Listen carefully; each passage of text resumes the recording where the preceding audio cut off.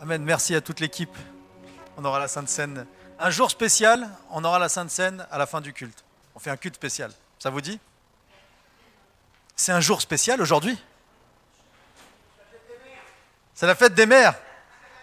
Merci Jean-Paul.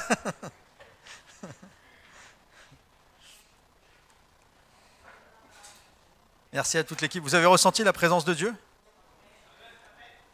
croyez que Dieu va nous parler peut-être? J'ai l'impression qu'il voulait nous dire quelque chose, mais après c'est que mon impression.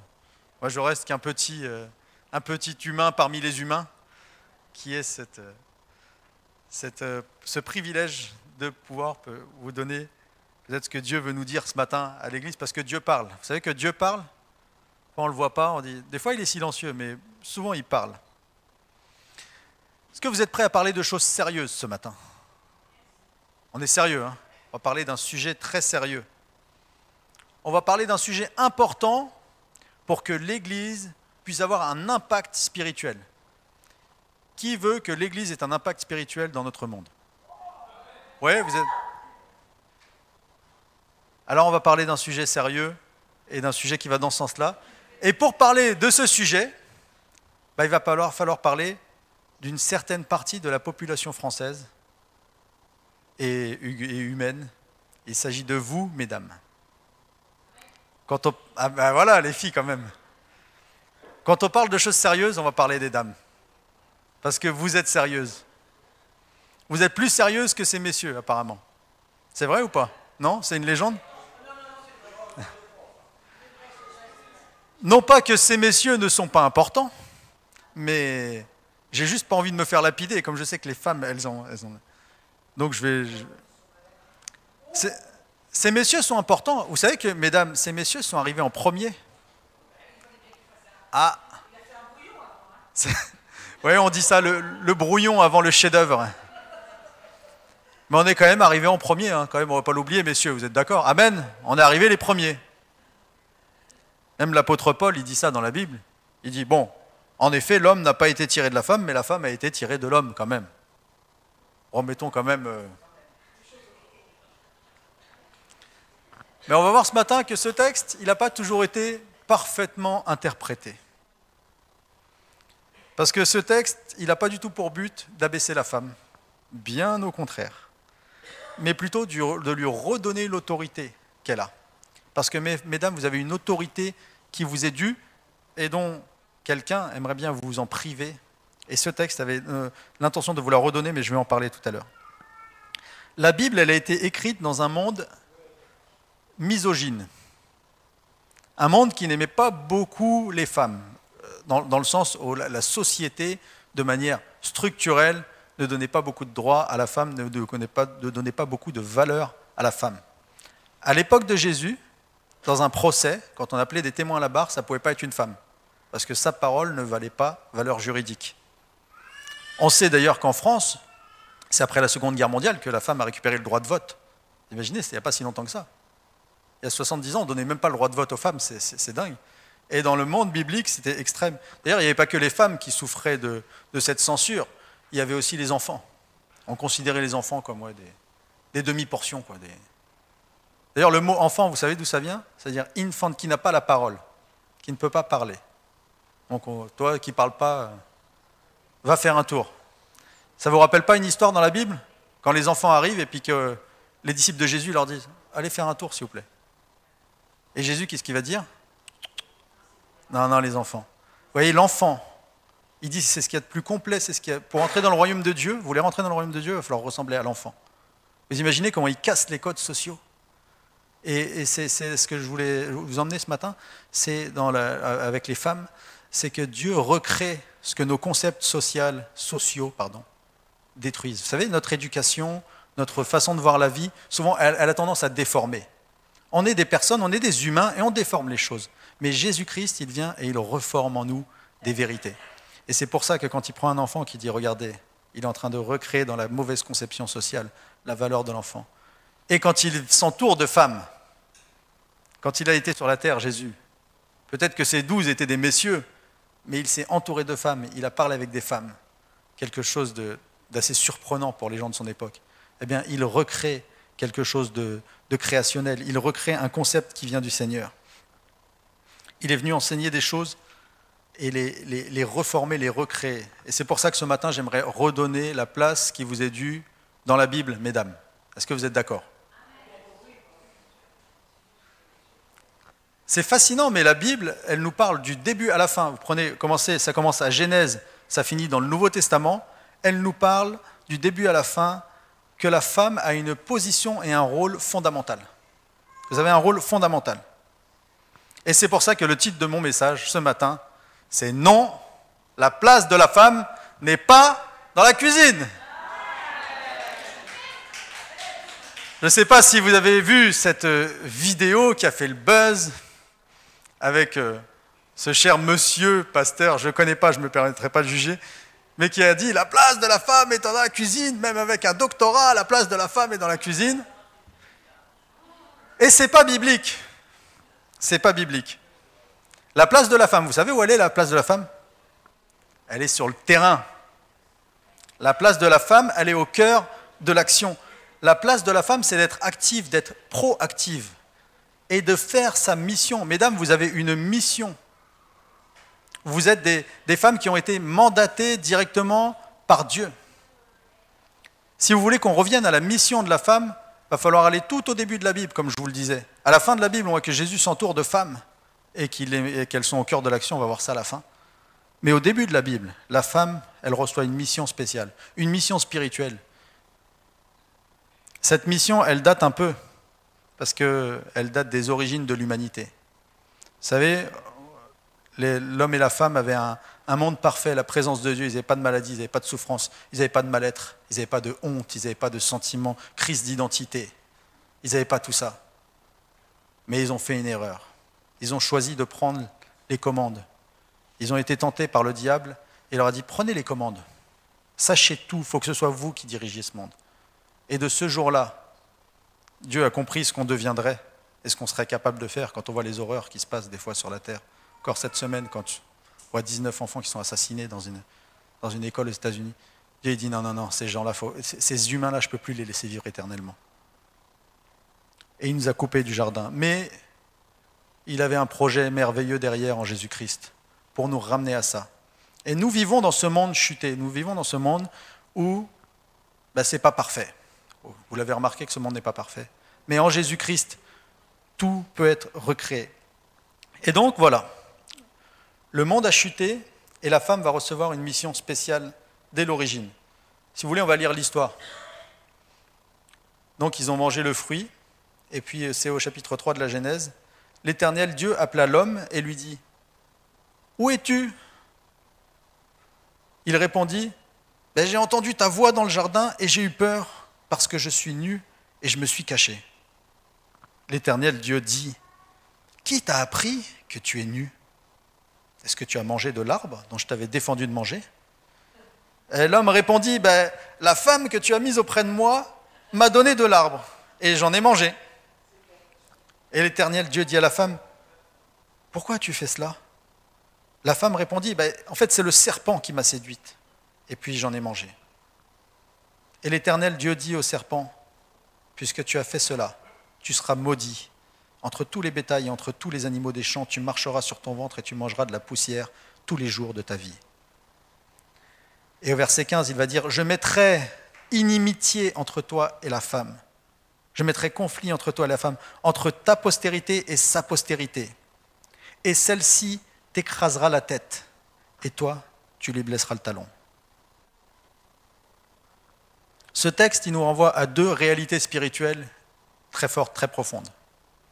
La première, c'est que l'homme est souvent pas là. Ça, c'est une réalité spirituelle. Il est où le monsieur ? Il est où ?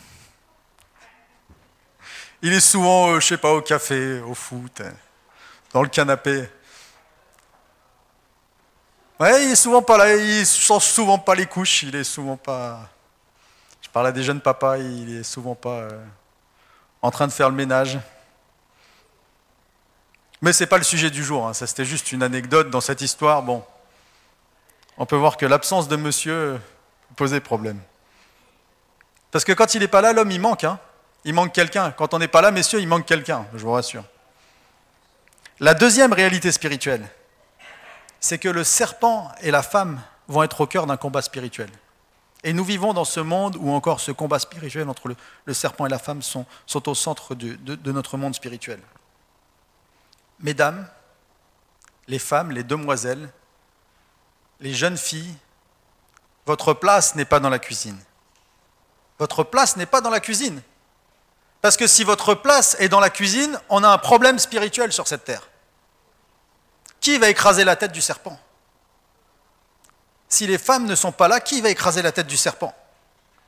Et on vit une époque quand même sur terre assez spéciale. Vous savez, on vit une époque dingue, dans le sens où il se passe des choses rares. Aujourd'hui, les théologiens, c'est-à-dire ceux qui étudient la parole de Dieu, qui connaissent Dieu, qui s'intéressent à Dieu, sont d'accord avec les écologistes. Et ça, franchement, il n'y a qu'en 2022 que ça pouvait arriver. Et vous savez sur quoi ils sont d'accord? C'est que ceux qui étudient la Bible, ils se disent, tiens, on arrive dans une période qui ressemble à la période finale de l'histoire. On voit plein de facteurs qui font que ça ressemble vachement, la Bible est en train de... Toutes les prophéties qui sont dans la Bible touchent à leur terme. Et les écologistes disent, la planète, là, elle commence à arriver vers la fin. Et la Bible, elle enseigne que dans cette période de fin de l'histoire, vous savez ce qui va se passer? Il va y avoir un serpent ancien. Vous avez déjà lu ce passage dans la Bible? On parle du serpent ancien. Le serpent ancien va commencer à s'agiter un peu plus, à chercher à faire un peu plus de dégâts. Et ce vieux serpent ancien va s'agiter d'une manière un peu plus virulente parce qu'il sait que son heure est proche. Et sachant cela, mesdames, ce fameux serpent qu'on découvre dans la Bible à la Genèse et qui se retrouve à la fin des temps, il est primordial que vous soyez debout, que vous soyez actifs, que vous soyez sur le terrain. On ne peut pas vous avoir dans la cuisine si vous êtes trop importante sur le terrain. C'est vous qui avez reçu cette mission spirituelle directement de la bouche de Dieu. Je suis fasciné quand je disais ça. Je disais, c'est l'éternel Dieu dit, c'est le Dieu créateur, celui qui a fait les milliards de galaxies. Quand vous regardez les étoiles, c'est lui qui parle, qui dit au serpent, puisque tu as fait cela, et ensuite il dit je. C'est Dieu qui vous a donné cette mission. C'est Dieu qui dit je, moi le Dieu de l'univers, je mettrai entre toi et la femme, entre ta postérité et sa postérité, une inimitié. Il a besoin de vous, il vous a choisi, il vous a décrété une force spirituelle pour écraser sa tête. Vous connaissez cet adage, cette citation qui dit que derrière chaque grand homme, il y a une femme. Ah, j'en ai trouvé un en version Côte d'Ivoire, elle est magnifique. Je la dédicace à Patrick, mon ami, qui est... Derrière un grand homme se cache toujours une femme de feu. C'est mieux dit, je trouve. Derrière un grand homme se cache toujours une femme de feu. Mesdames, vous n'êtes pas un ajout à la création. Vous n'êtes pas, tiens, on va mettre une femme en plus dans la création. Vous en êtes une pièce maîtresse. Et vous êtes particulièrement la cible du diable. Vous savez pourquoi? Parce que vous êtes importante. D'ailleurs, sa dernière stratégie pour vous neutraliser, c'est d'essayer de vous faire... On arrive dans une période où on atteint à peu près l'égalité homme-femme, Dieu merci. Mais ce qu'il voudrait maintenant, c'est que vous ne compreniez pas quel est votre rôle, que vous croyez que c'est suffisant comme ça. Il essaye de vous neutraliser, de vous faire rejeter, oublier ou minimiser votre différence. Parce que les femmes, vous êtes différentes, parce que c'est un besoin pour l'humanité que la femme soit différente. C'est un besoin spirituel que vous soyez différente.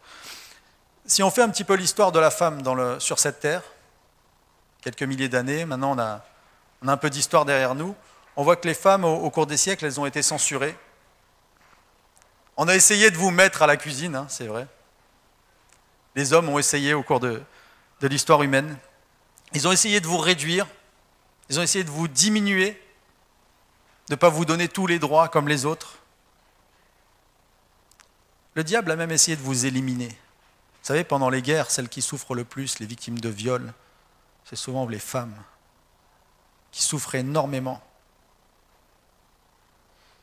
Jusqu'à dans l'Église, il a essayé de vous censurer. Vous imaginez que vous êtes tellement dangereuse que jusqu'à dans l'Église, dans les bonnes églises évangéliques pentecôtistes dont on est fier de bien connaître, on a essayé de vous censurer. Et elle a presque réussi des fois. Vous connaissez cette histoire du voile? La femme doit être voilée parce qu'elle doit montrer la soumission. C'est une très mauvaise interprétation. C'est une très mauvaise interprétation. Même jusqu'à dans l'Église, on a essayé de rabaisser les femmes. Quand vous lisez ce texte, c'est un texte qui parle d'autorité. Vous lisez ce texte dans 1 Corinthiens 11,4, c'est marqué « Tout homme qui prie ou qui prophétise ». Donc il y a une autorité spirituelle. Et qui a la tête couverte, il déshonore son chef. Vous savez ce qu'il veut dire l'apôtre Paul? Il veut dire, l'homme, pour avoir de l'autorité spirituelle, il va falloir que tu te découvres. Il va falloir que tu sois un peu plus humble. Parce que l'homme est orgueilleux. Donc il a besoin d'humilité pour rentrer dans son autorité. Vous savez, quand on dit « je viens de mon propre chef » ou « j'ai un couvre-chef », c'est moi le patron. Le chapeau, ça avait un symbole à l'époque. Vous n'avez plus le droit de faire la louange en casquette, les mecs. Ça n'a rien à voir avec ça. Il venait de son propre... Il dit, toi, l'homme, si tu veux, quand tu pries et que tu prophétises, si tu veux de l'autorité, il va falloir que tu enlèves ton chapeau. Que tu comprennes un peu l'humilité qu'il te faut. C'est pour ça que les disciples, qu'est-ce qu'il leur a fait à ces messieurs? Il leur a lavé les pieds. Il leur a dit, je vais vous montrer, messieurs, dans l'église, comment il va falloir vous comporter. Et là, il va dire, toute femme, au contraire, qui prie ou qui prophétise. Alors ça, c'est une chose extraordinaire dans l'époque. On est au 1er siècle. Les femmes ne sont même pas incluses dans la société. Et la Bible est en train de vous mettre à l'égal des hommes. Il dit, j'ai parlé aux hommes, j'ai aussi quelque chose à dire aux femmes. D'un coup, elles apparaissent. La Bible, le Nouveau Testament, a fait surgir la femme dans la société. Elle vous a redonné de la valeur. Et on a utilisé ça dans les églises pour vous rabaisser. Je ne comprends pas. Parce qu'il va dire, au contraire, quand une femme prie ou prophétise, la tête non voilée, elle déshonore son chef, c'est comme si elle était rasée. Ce qu'il est en train de dire, l'apôtre Paul, là, il dit quand la femme met un voile, c'est pour montrer qu'elle a de l'autorité. C'est pour montrer à tout le monde c'était comme un outil, en fait. Parce qu'on dirait, non, la femme, non, t'as rien à dire. Elle va dire, si, regarde. Moi, j'ai un voile. C'est l'autorité que la parole de Dieu me donne. Et j'ai l'autorité pour prier, pour prophétiser comme toi. La femme a été élevée dans ce texte. Et malheureusement, ça a été utilisé pour abaisser les femmes. Et si vous lisez ce texte, vous allez voir, l'apôtre Paul va même dire à cause des anges. Il veut que le monde spirituel voit que la femme aussi a de l'autorité. Et comme elle ne l'avait pas naturellement dans la société, il dit, regarde, je te donne un voile. Ce voile va représenter ton autorité quand tu pries et quand tu prophétises. C'est pas mal quand même. Merci l'apôtre Paul, et merci le Saint-Esprit surtout, d'avoir mis l'homme et la femme sur un pied d'égalité et d'autorité spirituelle. Bon, comme je disais aujourd'hui, dans le monde où on vit, ça se détyrannise un peu. La femme a le droit de vote, il y a encore des débats sur les salaires, il faut réussir encore à égaliser sur les salaires, mais c'est quelque chose, quelque part, qui est acquis. Mais le diable, le serpent là, mesdames, il ne vous a pas oublié. Lui, il a muté maintenant. Maintenant qu'il voit qu'on vous respecte, qu'on a compris ce qui était d'ailleurs, dès les origines de la Bible, une réalité pure, eh bien lui, maintenant, il va essayer de vous dépersonnaliser. Le diable essaye de dépersonnaliser la femme, de lui faire croire que l'égalité, c'est suffisant. Et moi, je vous dis, aujourd'hui, l'égalité, ce n'est pas suffisant. Vous avez un rôle à jouer, c'est votre rôle. Ce n'est pas juste d'être égal à l'homme. Parce que, d'ailleurs, l'égalité dans la Bible, elle n'aurait même pas dû être discutée. L'égalité homme-femme, elle est dès la Genèse. Il dit, Dieu créa l'homme à son image, il le créa à l'image de Dieu, il créa l'homme et la femme. Messieurs, si un jour vous êtes cru supérieur à votre femme ou à une femme, levez la main et repentez-vous. Je vois vos mains, je vois vos mains. Non.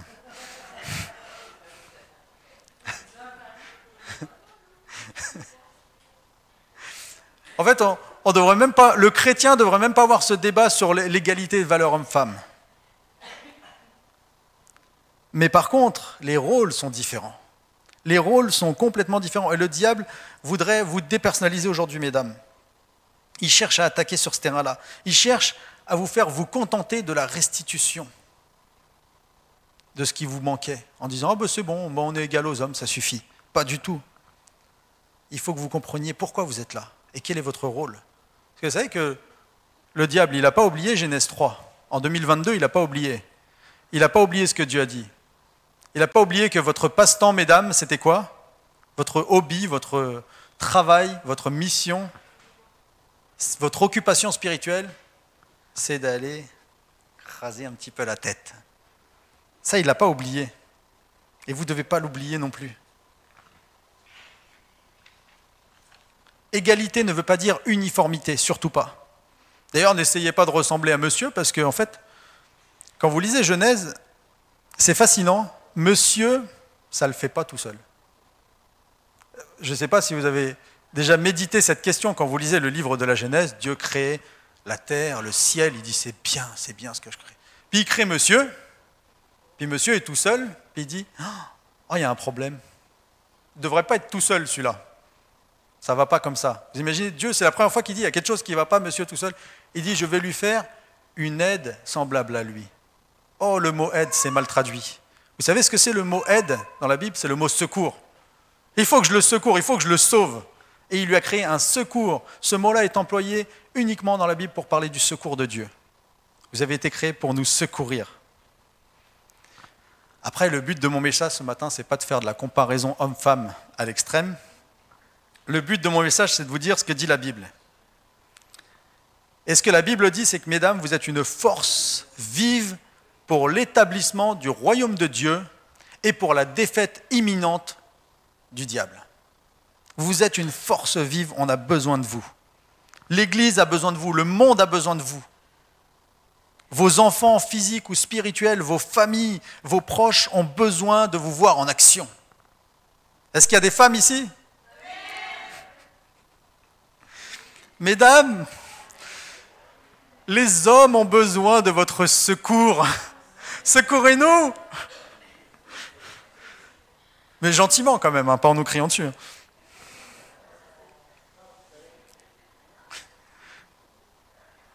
En 2022, avec ce qui se passe dans ce monde, on a besoin de femmes spirituelles remplies de l'Esprit de Dieu pour agir et prendre des initiatives pour aller dans le combat spirituel qui s'intensifie. On a besoin de vous.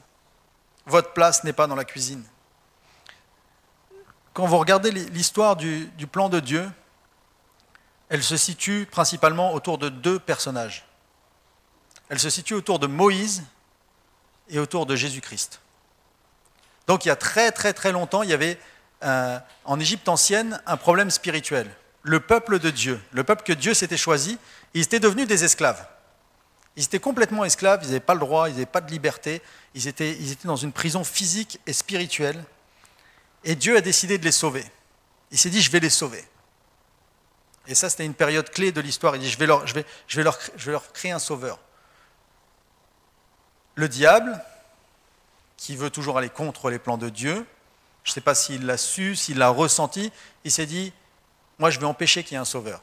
Donc il a utilisé Pharaon, le roi d'Égypte, pour éliminer tous les bébés garçons. Parce qu'il dit, s'il y a un sauveur qui doit naître, moi je veux l'éliminer. Vous savez, ça c'est les tactiques du diable, il utilise des personnes comme des marionnettes, puis bon, qui coopèrent malheureusement dans leur ignorance, pour pouvoir faire ce qu'il a à faire. Et voilà ce qui s'est passé. Le roi d'Égypte, le pharaon, en regardant les Hébreux, il se dit ah, ils sont en train d'être trop nombreux, je vais faire tuer tous les garçons à la naissance. On lit ça dans la Bible, dans l'Exode chapitre 1, il dit le roi d'Égypte parla aussi ainsi aux sages-femmes des Hébreux, et il leur dit quand vous accoucherez les femmes des Hébreux et que vous les verrez sur les sièges, si c'est un garçon, faites-le mourir. Si c'est une fille, laissez-la vivre. Il voulait faire des infanticides médicaux, discrètement avec les sages-femmes.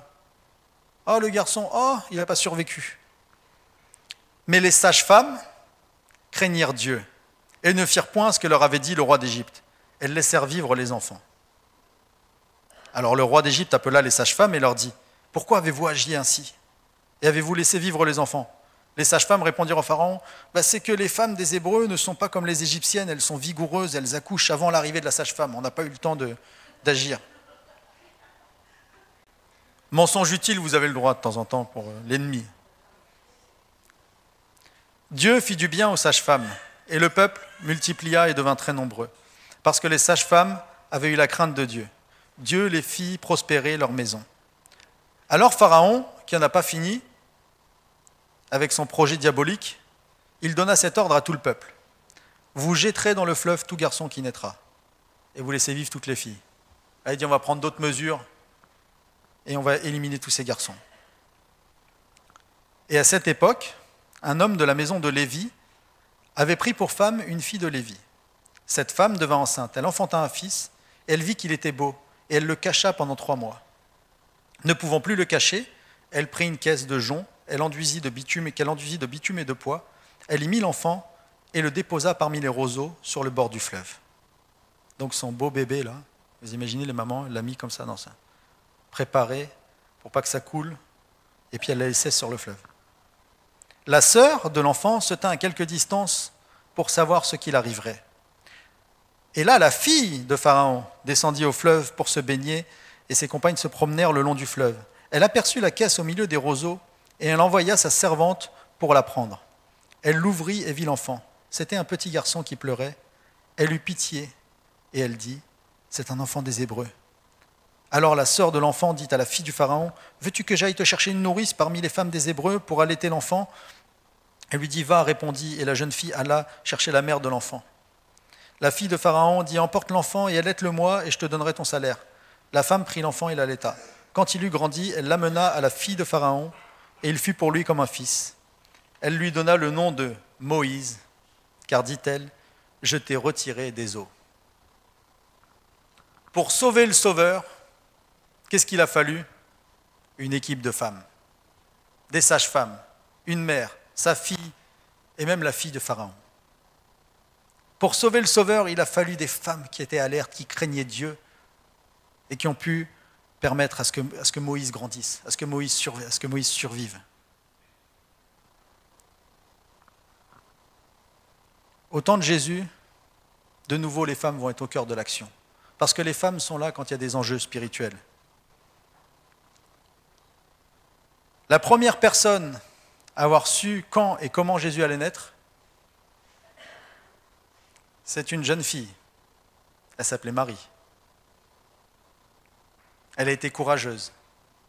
Elle a été disponible. Elle a eu de la foi. Elle a fait preuve de caractère. D'ailleurs, elle en avait du caractère parce que c'est elle qui a dit à Jésus, « Fais un miracle, s'il te plaît. » C'est le tout premier miracle de Jésus est venu parce que Marie, sa maman, lui dit ça à l'oreille. La première qui a évangélisé tout un village. Vous savez, les disciples, ils avaient réussi à évangéliser, c'est-à-dire à ramener devant Jésus des gens qui le reconnaissaient comme le Messie, mais c'était André qui a évangélisé son frère Pierre, il y a Philippe qui a évangélisé Nathanaël, mais la première fois que tout un village entier est arrivé et a dit « Ouais, Jésus, on te reconnaît comme fils de Dieu », c'était une femme samaritaine qui avait fait le boulot. Vous voyez la différence? La première, voire la seule, qui a compris et honoré le choix que Jésus a fait d'aller mourir à la croix. Vous savez, personne, même les disciples, ils ont mis du temps après la résurrection à comprendre ce que Jésus avait fait à la croix. Elle l'avait compris une semaine avant. C'est celle qu'on appelle la femme au parfum. Elle est venue avec du parfum, elle l'a fait sur les pieds de Jésus. Et puis Jésus a dit, ouais, mais elle a déjà compris. Elle a déjà compris que je méritais d'être embaumé comme un roi. Elle avait tout compris une semaine avant. Les premières personnes à avoir vu le tombeau vide, une équipe de femmes. Une équipe de femmes. La première à avoir parlé avec Jésus quand il était ressuscité, Sébrine en a parlé la semaine dernière, s'appelait Marie-Madeleine. La première qui a eu des paroles de Jésus, qui a dialogué avec Jésus. Une femme. Les premières à avoir eu le grand mandat de proclamer la bonne nouvelle, il est ressuscité, il est vivant, il est sorti du tombeau, une équipe de femmes. Mesdames, j'ai un message pour vous ce matin. Ne vous laissez pas intimider par quoi que ce soit. Peu importe ce qui vous est arrivé, ce que le diable essaye de vous faire, les mensonges qui peuvent venir, ne vous laissez pas intimider par quoi que ce soit. Continuez à aimer Jésus, à vous lever dans son royaume. Les musiciens peuvent s'approcher.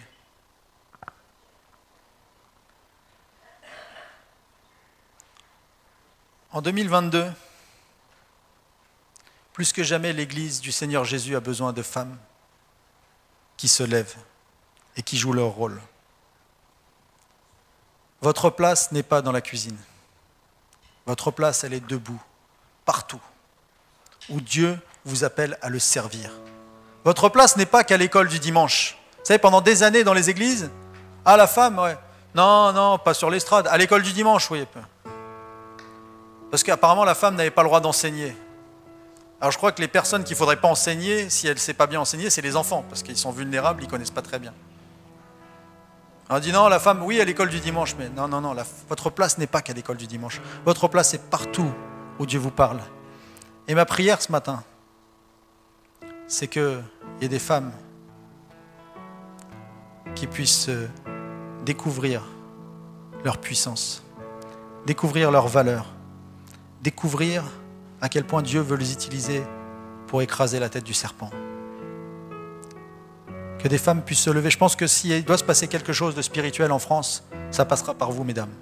Si c'est passé par des femmes pour Moïse, si c'est passé par des femmes pour Jésus, ça va passer par des femmes pour la période finale de l'histoire. Et je prie que partout en France, les églises se réveillent et puissent libérer les femmes, puissent libérer votre potentiel. Parce que votre place n'est pas dans la cuisine. Et comme un symbole, alors qu'on va chanter un chant et qu'on va prendre le corps et le sang de Jésus, de celui qui a tout restauré, qui restaure tout, eh bien c'est une femme, jeune maman, qui n'a pas l'habitude de vous parler en public, mais qui se lève.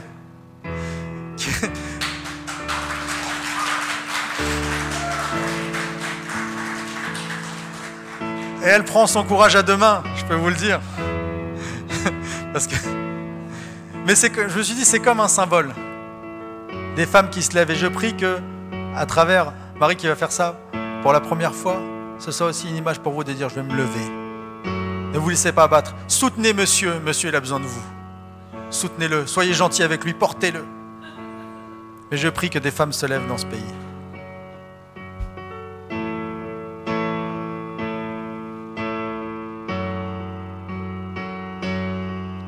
Ton sang parle beaucoup mieux que tous les 20 discours entendus sur la terre. Parle pour ma défense, proclame ma justice. Jésus, c'est ton sang.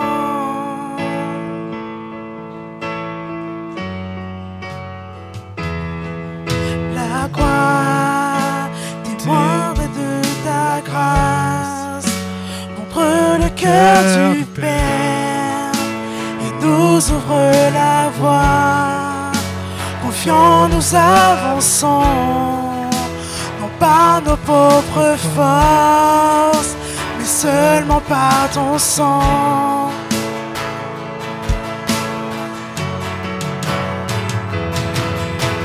Comment être pardonné? Comment recevoir la vie? Seulement par le sang, seulement par le sang de Jésus.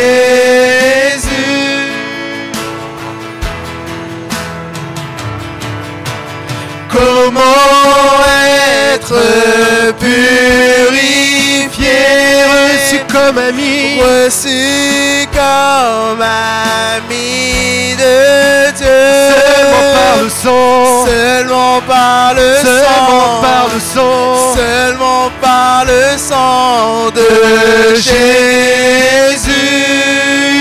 Oh, comment être pardonné? Comment être pardonné? Comment recevoir la vie? Comment recevoir la vie? Seulement par le sang, seulement par le sang, seulement par le sang de Jésus. Oh, comment être purifié, Comment être purifié. Voici comme ami Voici de Dieu, comme ami de Dieu. seulement par le sang, Seulement par le seulement sang, par le sang, seulement par le sang de Jésus. Donc du coup pour cette sainte scène, je vais inviter aussi des mamans pour me soutenir hein, bien sûr. Donc je vais inviter une jeune maman aussi de cette année, donc Alison.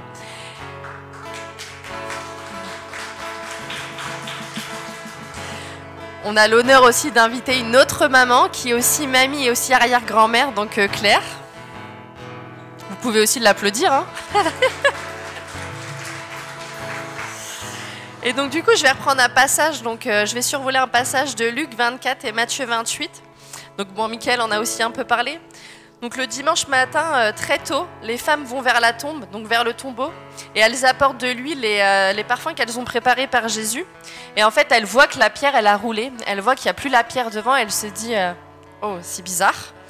Et donc il y a deux anges qui apparaissent et qui leur disent, mais pourquoi vous trouvez ça bizarre en gros, enfin, il vous l'avait promis qu'il serait ressuscité dans 3 jours, qu'il serait là. Il est ressuscité, donc n'ayez pas peur. Et donc elles s'en vont pour répéter aux autres ce qui s'est passé.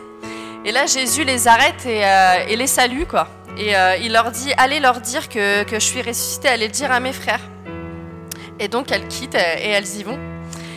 Et aussi à ce moment-là, il y a des soldats qui assistent à la scène. Et donc les soldats voient ce qui se passe. Et eux, les soldats vont voir leur chef et expliquent au chef ce qui vient de se passer. Et en fait, à ce moment-là, les soldats ont été payés pour ne rien dire. Parce que vous comprenez, à l'époque, en fait, du coup, les femmes, quand elles sont parties le dire, on n'a pas cru les femmes. Et bizarrement, on a payé les hommes, parce que les hommes ont la parole, avaient le poids de cette parole-là à ce moment-là, et les femmes, non. Et aujourd'hui, ça a quand même changé, même s'il y a encore des progrès à faire. La femme, maintenant, on a la parole, on peut dire les choses de nous-mêmes. Et je me dis, c'est beau de se dire que, en fait, la première personne à qui Jésus s'est adressé quand il est ressuscité, c'est à une femme. Il a fait confiance à une femme. Il a été même la saluer, quoi. C'est pas juste, il s'est fait voir.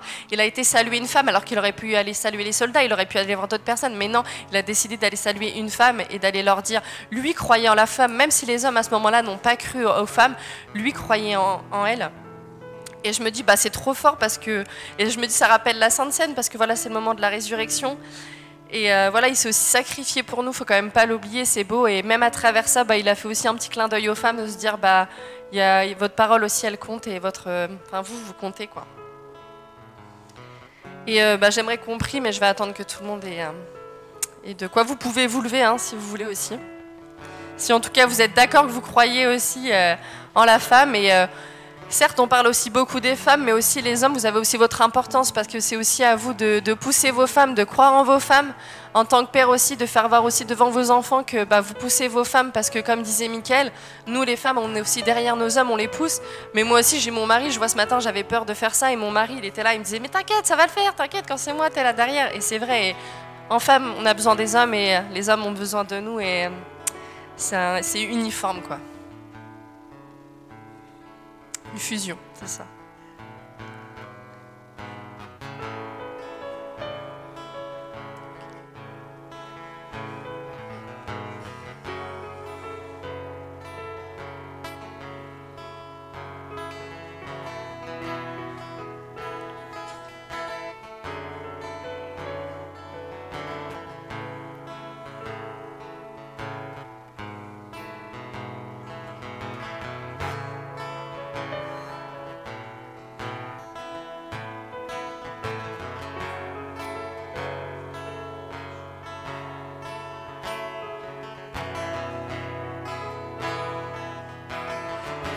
Je vous invite à manger le pain.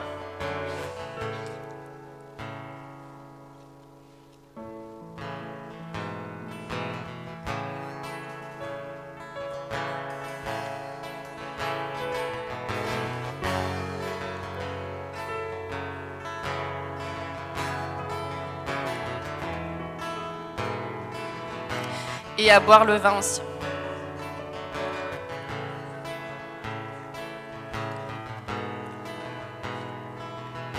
On va faire un petit truc qui n'était pas prévu, mais si vous êtes en couple dans la salle, ou voilà, si vous pouvez vous donner la main en tant que couple aussi, ça peut être bien.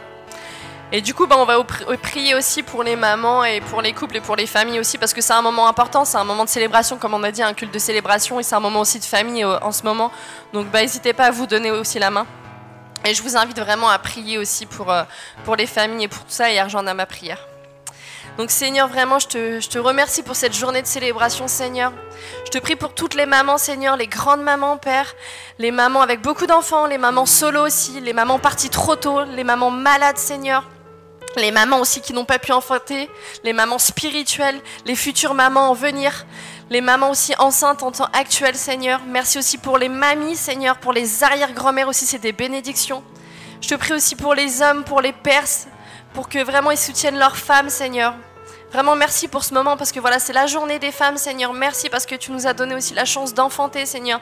Tu nous as donné la chance de pouvoir voir encore plus haut et de croire en nous, Seigneur. Merci pour toutes ces femmes dans l'église, pour toutes mes sœurs, Seigneur, pour toutes les jeunes filles, Seigneur. Merci pour qui tu es, Seigneur. Vraiment que tu les bénisses, que tu bénisses les familles de nos églises, Seigneur. Que tu bénisses nos femmes, que nos femmes se lèvent, que les hommes se lèvent, que chacun croit l'un dans l'autre, que les hommes croient en les femmes et que les femmes croient aux hommes, Seigneur. Merci pour cela, Seigneur, et merci vraiment pour ta bénédiction, Seigneur. Merci pour cela, Père. Amen. On va passer aussi aux dîmes et aux offrandes, et du coup, je vais demander aussi à Alison et à Claire de passer pour les dîmes et les offrandes. Et encore merci pour les dîmes et les offrandes, à chacun de participer chaque mois, de mettre ce que vous avez aussi à chaque fois prévu pour le Seigneur. Merci, parce que c'est aussi un investissement pour l'Église, pour les travaux. Tout ce qu'on peut faire, c'est aussi grâce à chacun d'entre vous. Donc, merci pour cela. Et surtout, toutes les femmes qui sont déjà des mamans, qui pourront avoir l'option maman ou pas, mais qui ont eu des enfants ou pas. Et on voudrait vous mettre à l'honneur, les femmes aujourd'hui, mesdames. Est-ce que vous êtes prêts pour une semaine de feu? Il y a quelques milliers d'années, il s'est passé un événement qui a créé ce que nous sommes aujourd'hui. Vous savez que la Pentecôte a créé l'Église. C'est impensable que de dire qu'il y a à peu près 2000 ans, un peu moins de 2000 ans maintenant, il s'est passé un événement qui aujourd'hui encore rassemble des gens un dimanche matin dans une église. Vous savez quoi, ça? C'est l'esprit du Dieu vivant qui descend sur les hommes. Et cette année, nous allons célébrer la Pentecôte comme chaque année. Nous allons avoir un invité spécial qui sera là vendredi soir à 19h30, le pasteur Paul Van Essen. Mais nous allons faire comme les tout premiers chrétiens. Vous savez, les tout premiers chrétiens, ils se sont accrochés à une parole de Jésus qui leur a dit « Vous attendez là, vous ne bougez pas, et moi je vous envoie mon Saint-Esprit. » Et qu'est-ce qu'ils ont fait, ces tout premiers chrétiens? Ils ont obéi, ils ont attendu là. Ils n'ont pas bougé, enfin ils ont peut-être bougé quand même, mais surtout ils ont prié. Alors cette semaine, on vous propose de faire une semaine de prière.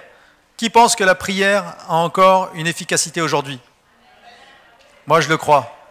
On a fait un parcours alpha sur la prière, on a eu de bons exemples à quel point la prière est active cette semaine.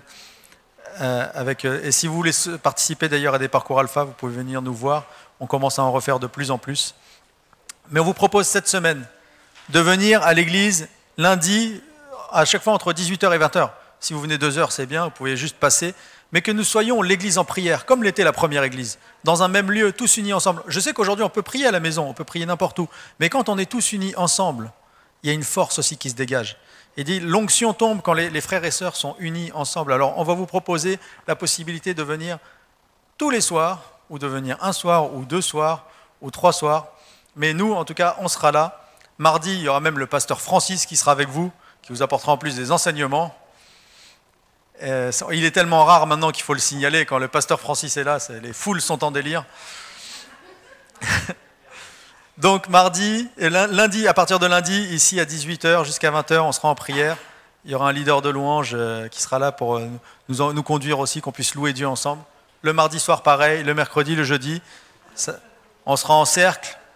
Et puis vendredi, donc le pasteur Paul arrivera vendredi et il sera avec nous à 19h30. Vous pouvez ramener vos amis, va y avoir la présence de Dieu de manière forte, parce que quand on s'attend à Dieu, vous savez, Dieu, en fait, c'est pas magique. Il vient quand on s'attend à lui. Si vous attendez à moi, je répondrai. Si vous invoquez mon nom, je vous répondrai. Approchez-vous de Dieu et il s'approchera de vous. Vous savez, c'est des mathématiques spirituelles. Alors, vendredi soir, rendez-vous ici à 19h30, puis le pasteur Paul sera avec nous tout le week-end. Et on priera aussi pour les malades, certainement dimanche après-midi, on vous redira ça pendant le week-end. Et d'ailleurs, on prie tout le temps pour les malades, mais on fera peut-être un moment spécial, parce qu'on croit que Jésus, s'il a dit qu'il guérit, il guérit encore aujourd'hui. Amen. Alors, je souhaite un bon dimanche. Rendez-vous demain soir à 18h, ceux qui sont motivés pour prier. Et bonne fête des mères, bon appétit. On a essayé de finir tôt pour que vous soyez à l'heure, pour déguster les bons plats que vous avez préparés pour vos mamans. Bon dimanche.